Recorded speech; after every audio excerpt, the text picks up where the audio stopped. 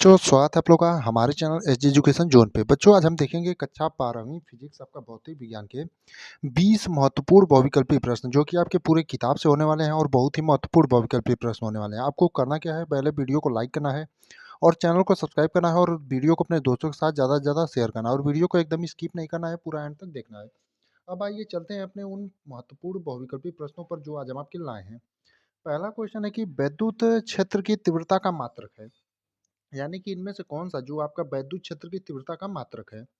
Option है आपका पहला मीटर पर वोल्ट, दूसरा जूल पर न्यूटन, तीसरा कूलाम पर न्यूटन, तीसरा है न्यूटन पर कूलाम। तो आपका वैद्युत क्षेत्र का जो तीव्रता होता है उसका अगर आपका फॉर्मूला देखें तो ई बराबर आपका क्या होता है, ई बराबर आपका होता है, यानी कि वैद्युत क्षेत्र की तीव्रता का जब मात्रक देखेंगे तो पहले आप अगर फॉर्मूला लिखेंगे तो फॉर्मूला से आपका मात्रक जो है वो बन जाएगा। तो ई बराबर आपका क्या होता है, एफ बाई क्यू होता है, यानी कि ई बराबर एफ बाई क्यू होता है। तो एफ का आपका हो जाएगा न्यूटन और इसका आपका बल का होता है न्यूटन और इसका आवेश का होता है कूलाम। तो यहाँ से आप देख सकते हैं कि आपका फॉर्मूला बन गया, यानी न्यूटन पर कूलाम। तो आपके कौन से ऑप्शन में न्यूटन पर कूलाम है, चौथे वाले में, यानी कि आपका जो फॉर्मूला हो जाएगा वैद्युत क्षेत्र की तीव्रता का मात्रक जो हो जाएगा वो क्या हो जाएगा, न्यूटन पर कूलाम होगा, यानी कि आपका चौथा जो ऑप्शन है वो सही होगा। इसी प्रकार से आपका जब फॉर्मूला वाला क्वेश्चन आएगा तो आप लोगों को पहले उसका यानी कि जो मात्रक वाला क्वेश्चन आएगा, सबसे पहले आपको उसका फार्मूला देखना है। फार्मूला याद रहेगा तो आप मात्रक आराम से बना लेंगे, तोड़ तोड़ के एक एक का याद रहेगा तो बना देंगे। तो वैद्युत क्षेत्र की तीव्रता का आपका मात्रक क्या है, न्यूटन पर कूलाम। दूसरा क्वेश्चन है निर्वात की विद्युतशीलता का मात्रक है। तो निर्वात की विद्युतशीलता का आपका मात्रक क्या होगा, न्यूटन पर कूलाम होगा।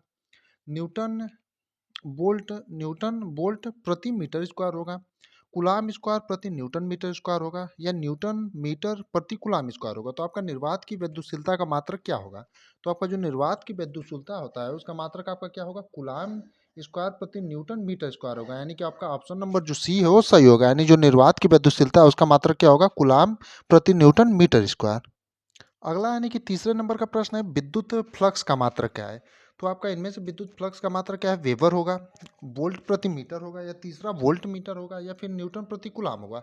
तो आपका विद्युत फ्लक्स का जो मात्रक है वो क्या होगा, आपका वोल्ट प्रति मीटर होगा, यानी कि जो आपका ऑप्शन नंबर सी है वो सही होगा, यानी विद्युत फ्लक्स का जो मात्रक है वो आपका क्या होगा, वोल्ट प्रति मीटर होगा। चौथा क्वेश्चन है एक इलेक्ट्रॉन वोल्ट का मान होता है। बहुत ही इजी क्वेश्चन है और बहुत ही बढ़िया क्वेश्चन है, एक नंबर में हमेशा आपका बहुविकल्पी में ये लगातार पूछा गया है। तो एक इलेक्ट्रॉन वोल्ट का मान क्या होता है, 1.6 गुणे 10 की पावर माइनस 19, या फिर 1.5 गुणे 10 की पावर माइनस 19, या ऑप्शन नंबर सी में 2.4 गुणे 10 की पावर माइनस 19, या फिर डी में 2 गुणे 10 की पावर माइनस 18। तो आपका एक इलेक्ट्रॉन वोल्ट का मान क्या होता है, तो आपका 1.6 गुणे 10 की पावर माइनस 19, यानी कि ऑप्शन नंबर ये जो है वो आपका एकदम सही होगा। अगला यानी पांचवें नंबर का प्रश्न है विद्युत विभव का मात्रक है। ये भी बढ़िया क्वेश्चन है और एक नंबर के 20 जो इसमें से क्वेश्चन हम आपको बहुविकल्पी बताएंगे, रिपीटेटिव क्वेश्चन है और इंपॉर्टेंट क्वेश्चन है। तो विद्युत विभव का जो मात्रक होता है क्या है, जूल प्रति कूलाम है, या जूल कूलाम है, या फिर कूलाम जूल होगा। ये दोनों देखिए, आप जूल कूलाम लिखिए या कूलाम जूल लिखिए, दोनों एक ही बात है। या फिर तीसरा आपका, या ऐसे इसको कर लीजिए, गलती से लिखा गया है, या डी में न्यूटन प्रति कूलाम होगा। तो आपका वैद्युत विभव का मात्रक क्या होगा, न्यूटन प्रति कूलाम हमने ऊपर देखा तो वैद्युत क्षेत्र की तीव्रता का मात्रक है। वैद्युत विभव भी बराबर देखें तो आपका होता क्या है, डब्ल्यू बाई क्यू होता है, यानी कार्य का मात्रक आपका क्या होता है, जूल होता है, और विभव आपका आवेश का मात्रक क्या होता है, कूलाम होता है। तो यहाँ पर आपका वैद्युत विभव का मात्रक क्या हो जाएगा, जूल प्रति कूलाम हो जाएगा, यानी कि ऑप्शन नंबर ए जो है वो आपका सही होगा, यानी वैद्युत विभव का जो आपका मात्रक होगा क्या होगा, जूल प्रति कूलाम होगा। अगला यानी छठे नंबर का प्रश्न है संधारित्र में प्रयोग किए जाने वाला परावैद्युत पदार्थ है, यानी जो संधारित्र है उसमें प्रयोग किए जाने वाला परावैद्युत पदार्थ कौन सा है। ये क्वेश्चन जो है ये भी इंपॉर्टेंट क्वेश्चन है। मोम होता है, या बी में आपका कागज होगा, या अभ्रक होगा, या ये सभी होगा। तो संधारित्र में जो प्रयोग किए जाने वाला परावैद्युत पदार्थ है आपका मोम भी होता है, कागज भी होता है, या अभ्रक भी होता है, तीनों होता है। तो आपका ऑप्शन नंबर डी जो है वो सही होगा, यानी कि ये सभी होगा। अगला यानी सातवें नंबर का प्रश्न है कि एक तार की लंबाई खींचकर दोगुनी कर दी जाए तो नया प्रतिरोध होगा, यानी जो एक तार है अगर उसकी लंबाई जो है खींच करके दोगुनी जब कर दी जाए तो उसका नया प्रतिरोध क्या होगा, आर बटे दो होगा, या इनमें से कोई नहीं। माफ करिए, पहले कोई ऑप्शन लिख दिया गया है, इसको सबसे लास्ट में होना चाहिए, या आर होगा या फिर चार आर होगा। तो आपका इसका फॉर्मूला हम बताएंगे, इसी हिसाब से आप करेंगे तो आपका क्वेश्चन जो है एकदम आसानी से एक नंबर इसमें पा जाएंगे।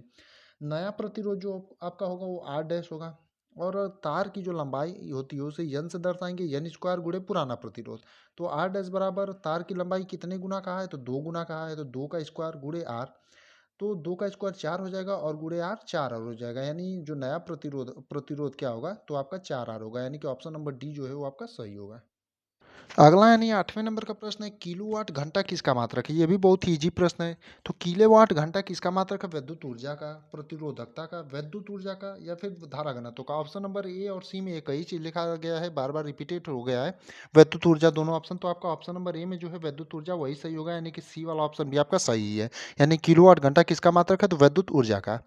अगला क्वेश्चन है, चुंबकीय क्षेत्र का मात्रक है, यानी चुंबकीय क्षेत्र का जो है मात्रक क्या होता है, या फिर चुंबकीय क्षेत्र का मात्रक है। तो आपका वेबर प्रति मीटर है, वेबर प्रति मीटर स्क्वायर है, या फिर वेबर है, या फिर वेबर मीटर है। तो आपका चुंबकीय क्षेत्र का मात्रक क्या होता है, तो आपका वेबर मीटर स्क्वायर होता है, यानी कि ऑप्शन नंबर बी जो है वो आपका सही होगा। यानी चुंबकीय क्षेत्र का जो मात्रक है वो क्या होगा, वेबर प्रति मीटर स्क्वायर होगा। अगला क्वेश्चन, और आपको एकदम आसानी से, जो भी बच्चे हमसे जुड़े हुए हैं हमारे चैनल पर, उनके लिए ये एकदम इजी क्वेश्चन होगा, क्योंकि हमने उस दिन जब किरचॉफ के दोनों नियम बताए थे तो उसमें एकदम आसानी के साथ बताया था किरचॉफ का प्रथम नियम किस चीज़ पर आधारित है और द्वितीय नियम किस चीज़ पर आधारित है। तो किरचॉफ का प्रथम नियम आधारित है ऊर्जा संरक्षण पर, आवेश संरक्षण पर, या द्रव्यमान संरक्षण पर, या इनमें से कोई नहीं। तो किरचॉफ का जो आपका प्रथम नियम होता है वो किस पे आधारित है, तो आपका आवेश संरक्षण पे, यानी ऑप्शन नंबर बी सही होगा। बात करें किरचॉफ के द्वितीय नियम की, तो जो आपका किरचॉफ का द्वितीय नियम होता है वो आपका किस पे आधारित होता है, वो आपका होता है ऊर्जा संरक्षण पर। यानी किरचॉफ का प्रथम नियम आवेश संरक्षण पर और किरचॉफ का द्वितीय नियम जो है ऊर्जा संरक्षण पर।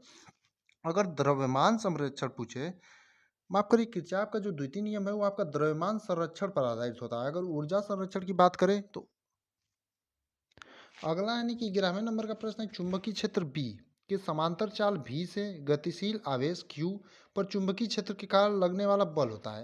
यानी जो चुंबकीय क्षेत्र बी है के समांतर चाल भी से गतिशील आवेश Q पर चुंबकीय क्षेत्र के कारण लगने वाला बल होगा, क्यू बी बाई यम होगा, या क्यू भी होगा, या फिर शून्य होगा, या यम बटे क्यू भी होगा। तो जो आपका सही उत्तर होगा शून्य होगा। यानी चुंबकीय क्षेत्र बी के समांतर चाल भी से गतिशील आवेश पर क्यू पर चुंबकीय क्षेत्र के कारण लगने वाला बल आपका क्या होगा, शून्य होगा। अब चलते हैं अपने अगले प्रश्न की, यानी कि 12वें प्रश्न की ओर। इन सभी प्रश्नों को आपको एकदम अच्छे से तैयार कर जाना है, क्योंकि ये सभी जो प्रश्न है आपके लिए बहुत ही इंपॉर्टेंट होने वाले हैं आपके बोर्ड परीक्षा के माध्यम से। तो 12वें नंबर का प्रश्न है, चुंबकीय फ्लक्स घनत्व का मात्रक है, यानी चुंबकीय फ्लक्स जो घनत्व होता है उसका मात्रक क्या है, वेबर प्रति मीटर स्क्वायर, टेस्ला, या फिर न्यूटन प्रति एम्पियर मीटर, या फिर सभी। तो आपका जो सही उत्तर होगा वो तीनों होगा, यानी ये सभी जो है वो सही उत्तर है। यानी कि टेस्ला भी होता है, वेबर प्रति मीटर स्क्वायर भी होता है, और न्यूटन एम्पियर मीटर भी होता है। अगला क्वेश्चन है, लेंज का नियम किस राशि के संरक्षण पर आधारित है। यानी कि जो आपका लेंज का नियम है वो किस राशि के संरक्षण पर आधारित है, तो आवेश संरक्षण पर, द्रव्यमान संरक्षण पर, या फिर ऊर्जा संरक्षण पर, या फिर संवेग संरक्षण पर। तो जो आपका लेंज का नियम होता है किस राशि के संरक्षण पर आधारित है, तो आपका ऊर्जा संरक्षण पर, यानी कि ऑप्शन नंबर सी जो है वो आपका सही होगा। यानी कि लेंज का नियम किस राशि के संरक्षण पर आधारित है, तो ऊर्जा संरक्षण पर। अगला यानी 14वें नंबर का प्रश्न है, अन्योन प्रेरण का मात्रक है। अन्योन प्रेरण का मात्रक क्या है, ओम होता है, या हेनरी होता है, या फिर वेबर होता है, या फिर टेस्ला होता है। तो आपका अन्योन प्रेरण का जो मात्रक होता है वो हेनरी होता है, यानी कि ऑप्शन नंबर बी जो है वो आपका एकदम सही होगा। अगला यानी 15वें नंबर का प्रश्न है, एक बटे में कड़ी में म्यू नॉट एप्सिलॉन नॉट का मात्रक है। तो आपका बात करें तो एक बटे म्यू नॉट जो है एप्सिलॉन नॉट का मात्रक है, कड़ी में दिया है। तो आपका न्यूटन प्रति कूलम, या फिर वेबर प्रति मीटर स्क्वायर, या फैराडे, या फिर मीटर प्रति सेकंड। तो आपका जो सही उत्तर होगा मीटर प्रति सेकंड होगा, यानी ऑप्शन नंबर डी जो है वो सही होगा। अगला यानी 16वें नंबर का प्रश्न है, सबसे अधिक आवृत्ति किस विद्युत चुंबकीय तरंगे की है, पराबैंगनी तरंगे, रेडियो तरंगे, दृश्य तरंगे, या गामा तरंगे। यानी कि सबसे अधिक जो आवृत्ति है किस विद्युत चुंबकीय तरंगों की है, आपका पराबैंगनी तरंगे, रेडियो तरंगे, दृश्य तरंगे, या गामा तरंगे। तो जो आपका सही उत्तर होगा यानी ऑप्शन नंबर डी, यानी गामा तरंगों का होगा। अगला क्वेश्चन है, म्यू नॉट एप्सिलॉन नॉट के पावर -1/2 का मान है, यानी कि इसका मान क्या होगा, तो 3 × 10⁻7 मीटर प्रति सेकंड, या फिर 3 × 10⁻8 मीटर प्रति सेकंड, या 3 × 10⁻9 मीटर प्रति सेकंड, या 3 × 10⁻10 मीटर प्रति सेकंड। तो ये जो होता है सी बराबर इतना होता है, तो आपका 3 × 10⁻8 मीटर प्रति सेकंड होगा, यानी प्रकाश की चाल के बराबर ही इतना मान होता है। तो यही आपका जो है इसका मात्र आपका जो है मान होगा। अगला क्वेश्चन है 18वें नंबर का, किस विकिरण की तरंग दैर्ध्य न्यूनतम होगी। यानी यहाँ पर आवृत्ति नहीं पूछा है, तरंग दैर्ध्य पूछा है, यानी कि किस विकिरण की जो है तरंग दैर्ध्य न्यूनतम होगी, यक्स किरणों की, या बीटा किरणों की, या फिर गामा किरणों की।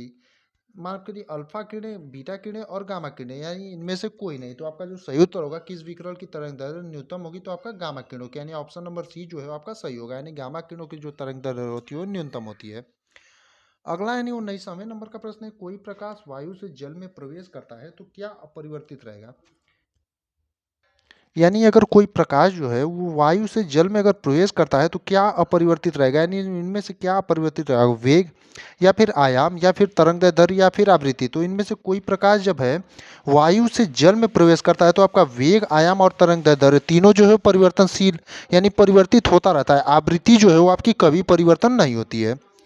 अगला और अंतिम यानी कि 20वां हमारा जो यानी 20 प्रश्न हमारे पास थे, जो कि बहुत ही महत्वपूर्ण प्रश्न है, जो आज हम आपके लिए लाए थे। फोटान की ऊर्जा का सूत्र है, ये भी बहुत ही इजी प्रश्न है और बहुत ही इंपॉर्टेंट प्रश्न है। तो फोटान की ऊर्जा का सूत्र आपका क्या होगा, एच वी बाई पी, या फिर एच सी होगा, या फिर एच बटे में सी लेंडा होगा, या फिर एच सी बटे में लेंडा होगा। तो आपका जो सही उत्तर होगा ऑप्शन नंबर डी होगा। यानी कि आपको करना क्या है, इन 20 प्रश्नों को एकदम आराम से लिख करके और बढ़िया से तैयार कर जाना है, क्योंकि ये जो 20 प्रश्न हमने बहुविकल्पी बताए हैं आपके फिजिक्स की, ये आपके पूरे किताब से थे और आपके बोर्ड परीक्षा 2025 के माध्यम से बहुत ही महत्वपूर्ण है।